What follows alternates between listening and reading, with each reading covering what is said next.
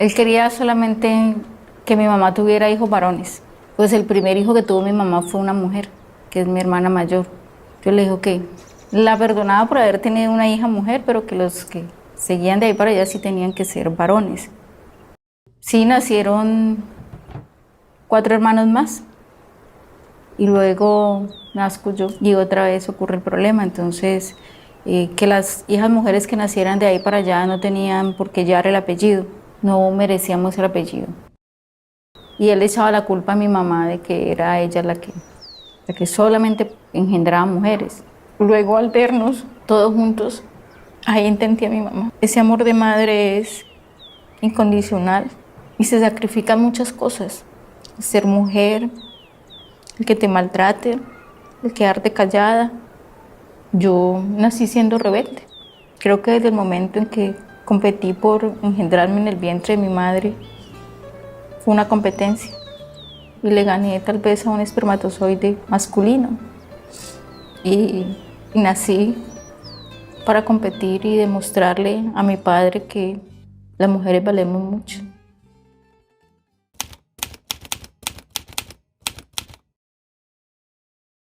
A mí me castigaban porque yo era la mayorcita que mi hermana y yo era la que la llevaba a ella.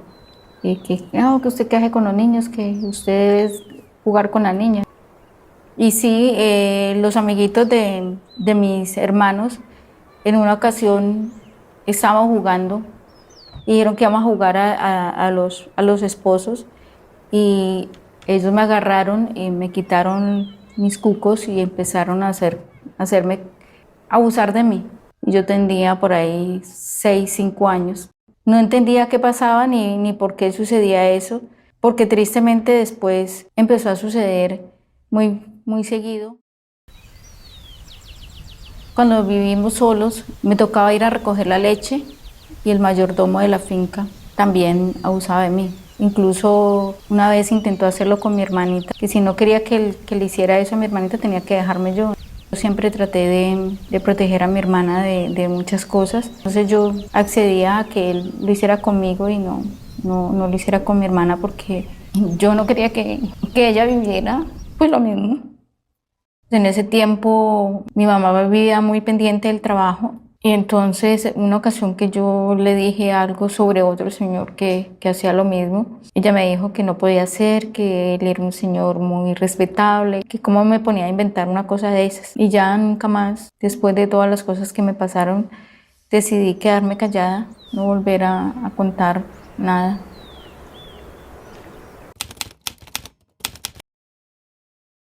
Uno de mis hermanos, de uno de los machotes de mi papá, él tuvo una relación con una señora de no muy buena reputación. Nace mi sobrino y yo tenía 17 años cuando me entero que tenía un sobrinito, pero pues que mi hermano no se hacía cargo de él. Un día me llama mi mamá y me cuenta que lo habían visto con el hermanito mayor de él, andando en el parque consumiendo pegante. Lloraba, estaba muy pequeño, era un bebé. Cuando yo salí de vacaciones llegué a Pitalito y fui y lo busqué. Ese fue uno de los momentos más bonitos también porque era un niño pequeñito, desamparado, sucio como estaba y de pronto entender cómo una madre puede dejar botado a un niño, cómo una mujer desampara algo tan hermoso, o sea, esos ojos tan bellos que eran, en unos ojos negros que me miraron con tanta dulzura en ese momento. Me sentía capaz de irme y dejarlo ahí y yo me lo llevé y decidí que iba a ser mi hijo. Entonces en la casa todo el mundo que ¿cómo así? Que mire que un niño, que usted qué va a hacer. Entonces yo le dije a mi mamá y a mis hermanos, le dije, pero si toda la vida he trabajado para ayudar a criar a mis hermanos, ¿por qué no voy a ayudar a criar un niño desamparado? Pues yo voy a responder por él con todo lo que necesite. Y así lo hacía. Fue creciendo y fue la luz de mis ojos, fue muchas cosas. Mi vida cambió muchísimo. Fue un ángel y a mí todo me empezó a ir bien. Y él estudió y me decía, mamá. Y yo después decía, bueno, si esto es ser mamá sin haber parido, yo quiero parir mi propio hijo. De hecho, Eliezer me decía a mí, mamá, usted va a tener un hermanito mío. Y yo, sí, una hermanita. Y yo lo miraba y le daba gracias a Dios porque había encontrado el amor más puro.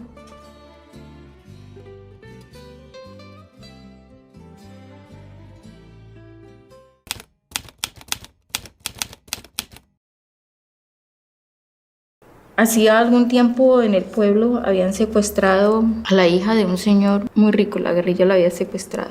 Mi hijo fue ese día al paseo, yo lo dejé ir, él cumplió los 13 años, estaba haciendo 7º grado. Cuando él llegó asustado, callado, y él me contó que en esa finca él se habían puesto a jugar y se había metido a una parte donde había pasado que habían unos señores armados. Me dijo que había visto que ahí tenían a la muchacha que habían secuestrado. Nosotros distinguíamos al señor. Se dieron cuenta y le dijeron que no le podía contar a nadie. Y él pues por eso no me quería contar a mí. Un viernes yo iba a ir a una convivencia y él me dice, mamita, yo quiero ir el domingo a piscina, ¿usted me da permiso? Entonces yo le dije, claro, mi amor. Y ninguno iba a decir nada de lo que había pasado. Cuando yo regreso el domingo por la noche, encuentro a mis hermanas y a mi hermano, el papá del niño, desesperado buscándolo porque al estadero donde él estaba llegaron unas camionetas con unos tipos armados y buscaron a mi hijo y se lo llevaron. Yo lo primero que hice al enterarme fue buscar a la policía y duramos toda esa noche buscándolo. Y ellos descaradamente fueron a sacar a mi hijo sin cubrirse la cara ni nada. Mi primera reacción fue ir hasta la casa de la mamá del guerrillero y decirle que le dijera por favor que me entregara a mi hijo, que nosotros no habíamos hecho nada malo ni íbamos a hacer nada malo. La señora me dijo que ella no sabía de qué le estaba hablando y que el hijo de ella no era guerrillero. A mí me dio rabia y yo... O sea, en ese momento de angustia, de desespero, yo le pegué a la señora. Al día siguiente, la policía me dijo que había llegado alguien a decirle que había muerto en una vereda. Ellos fueron y hicieron el levantamiento. A mí no me quisieron llevar. Me dieron la noticia de que era mi hijo, que no me lo iban a dejar ver porque lo habían torturado de la manera más horrible. Capturaron a 6 y ellos negaban. Y la policía no pudo hacer nada porque ellos me obligaron a retirar la demanda. Se llevaron a mi hija y me la mostraron con una pistola en la cabeza y me dijeron que querían que la mataban de una vez si no retiraba la demanda y no hacía lo que yo decía. Me quitaron lo que tenía. Me dieron 24 horas para desaparecerme del vuelo por haberme atrevido a desafiarlos, a denunciarlos. Me llené de mucha rabia. Cometí el error más grande de mi vida. Me fui y hablé con un comandante paramilitar y le dije que yo quería ser parte de ellos, que quería acabar con la escoria, con los que le causaban tanto mal a este país. Les conté que me habían matado a mi hijo, que me habían quitado todo y que no iba a descansar hasta acabar con ellos. Y me sumergí en ese mundo y fue así como entré a trabajar con los paramilitares.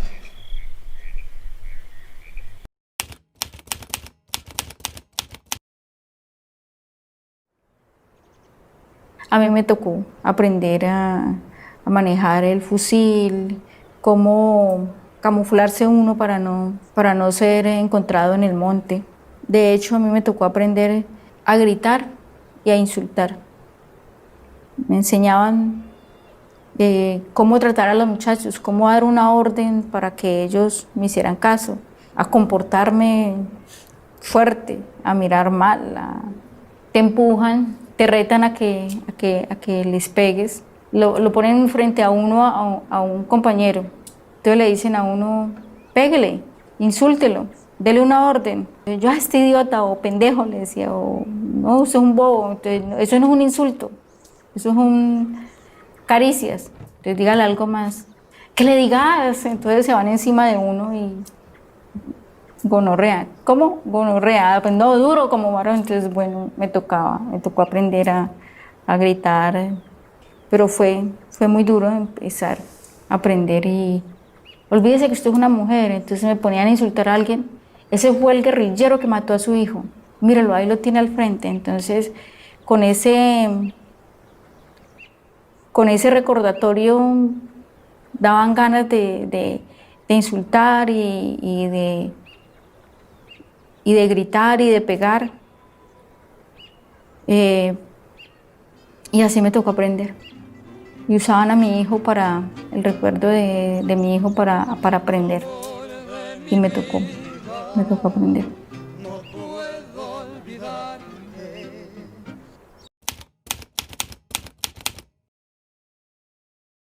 Hace algún tiempo en el pueblo se había desaparecido una niña, la hija de una señora que era la que nos vendía a nosotros la leche, que nos vendía las vacas, a darle de comer a la tropa o los plátanos, en fin. Ella fue a mí y me dijo, me preguntaba, ella me decía, ¿usted sabe algo? Si ella cometió algún error, usted la mataron, dígame que yo no hago nada, no denuncio, yo me quedo callada, pero dígame la verdad. Entonces yo le decía a ella, no señora.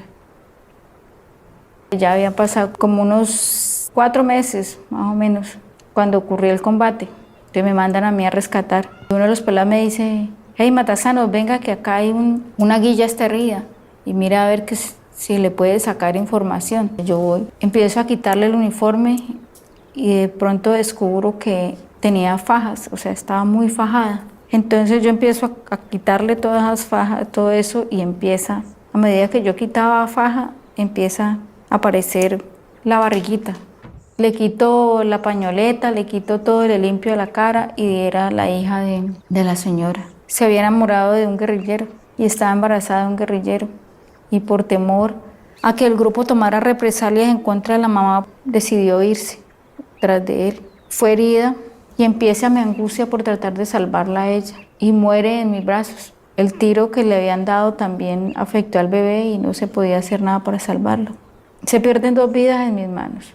Ese día, en la cara de ella vi a mi hijo y me odié porque hacía parte de un grupo que se mataba sin razón. Ese día entendí que la guerra no tiene razón de ser. Y me preguntaba, y en medio de mi angustia y mi desespero de mamá, de cómo le iba a explicar a su mamá que su hija se había ido para la guerrilla y que además iba a ser abuela y que nunca iba a poder conocer a su nieto. Los años que llevo aquí y no he podido matar a todos los que le hicieron daño a mi hijo. No recuperé mi casa, mi finca, y mi hijo nunca lo va a recuperar. Fue el día que decidí que no quería estar más ahí. Por eso fui a hablar con el comandante para decirle que me quería ir y él me dio esa respuesta. Si usted quiere ir, la única forma es salir muerta. Entonces decida. ¿A quién matamos primero? ¿A usted o a sus hijos? Y pues ante esa pregunta me tocó quedarme. Y fue desear con todas las fuerzas de mi corazón que algún día pudiera irme. Y odié más, mucho más el grupo y me odié a mí mismo por ver en lo que me había convertido. Por haber callado, por haber permitido, por haber hecho parte de ese grupo. En el 2000 se dieron las conversaciones para que los grupos armados se entregaran. Yo todos los días me arrodillaba y le pedía perdón a Dios. Y le pedía que entendieran los comandantes que la guerra no tenía razón de ser. El día que nos avisaron que ya habían llegado a un acuerdo y que cesaban los combates, que se acababan las autodefensas, yo fui la persona más feliz del mundo. Porque ya hasta ahí llegaba todo lo que tenía que ver con la guerra.